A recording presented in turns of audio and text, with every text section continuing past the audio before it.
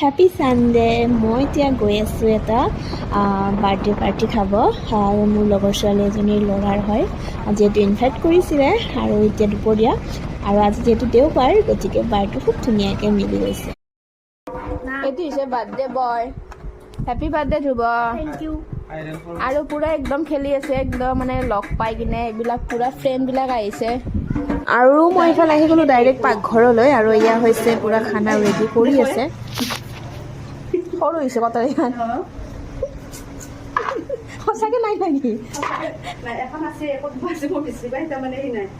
সেইফালে ভাত আঞ্জা ৰেডি মানে বনাই আছে আৰু এইফালে এতিয়া কৰিব কেক কাটিং আৰু এয়া দেখা পাইছে। আৰু যিহেতু দুপৰীয়াই গোটেই ফ্ৰেণ্ডবিলাক দুপৰীয়া আহি গৈছে তাৰ গতিকে এতিয়া কেক কাটিং।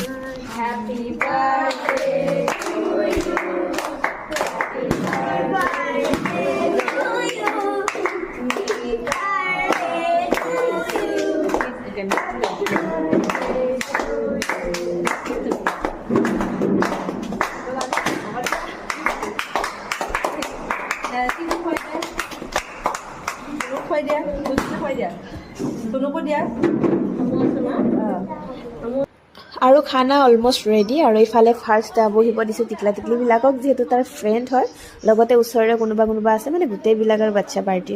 আৰু সিহঁতৰ খোৱাৰ পাছত আমি বহি গ'লোঁ আৰু যিহেতু আমি বহুত দিনৰ পাছত লগ পাইছোঁ আৰু এনেদৰে বহুত এনজয় কৰিলোঁ। আজি লগৰজনীৰ ঘৰত আহিছোঁ, কিন্তু তাই কামত একদম ব্যস্ত হৈ আছে, গতিকে তাই এনজয় কৰিব নাপালে আৰু আমাৰ লগত আমি বেছি এনজয় কৰিছোঁ। দেখা পাইছে হাঁহি হাঁহি একদম অৱস্থা বেয়া গোটেইকেইজনীৰে।